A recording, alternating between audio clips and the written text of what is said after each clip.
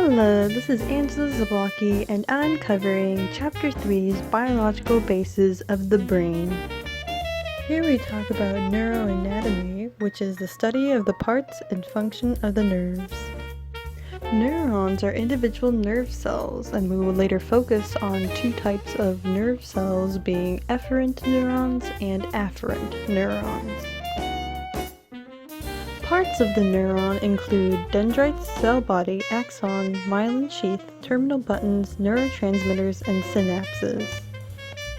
The resting state in a neuron is when a neuron has a negative charge with positive ions surrounding the cell, and the all-or-none principle is the neuron will fire completely or not at all. Neurotransmitters include acetylcholine, endorphins, dopamine, and serotonin. Making up part of the nervous system, afferent neurons are responsible for receiving and transmitting messages to the central nervous system from all parts of the body, whereas in contrast, efferent neurons are responsible for receiving and transmitting the messages from the central nervous system to all parts of the body. The central nervous system is made up of the brain and spinal cord. The peripheral nervous system, however, is made up of all nerves not encased in bone, like the cranial and spinal nerves. The following are multiple ways on how to study the brain.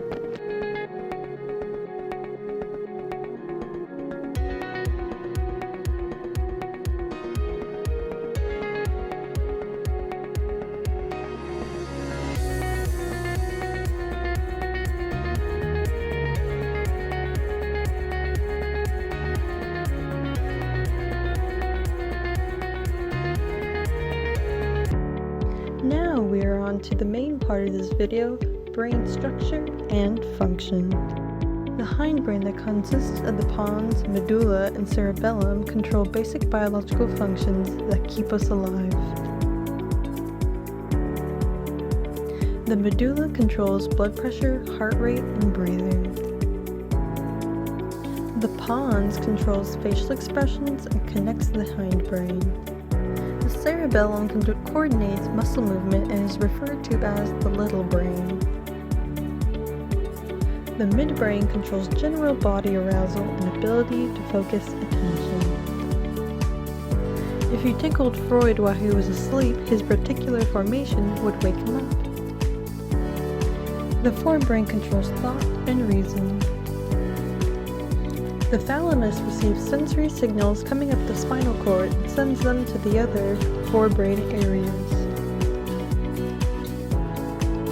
The hypothalamus controls hunger, thirst, and the endocrine system. The amygdala is vital for emotion. The hippocampus is vital for memory and retaining new information.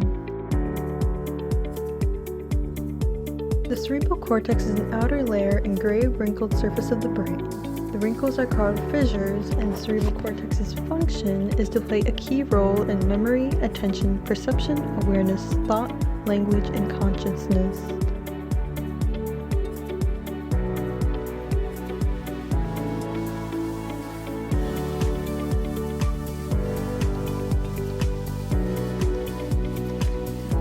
The frontal lobes. The prefrontal cortex is in charge in foreseeing consequences, pursuing goals, and emotional control. Focus area is located in the left hemisphere of the frontal lobe and is in control of producing speech. The motor cortex is located back of the frontal lobe and controls our voluntary movement. The parietal lobes. The somatosensory cortex is right behind the motor cortex and receives touch sensations. The occipital lobes interpret messages from the eyes in the visual cortex, and messages in the left half of the retina go to the right visual cortex.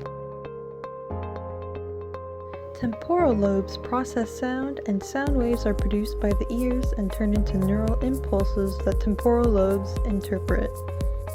Thank you in joining me in the review of Chapter 3's Biological Bases of the Brain.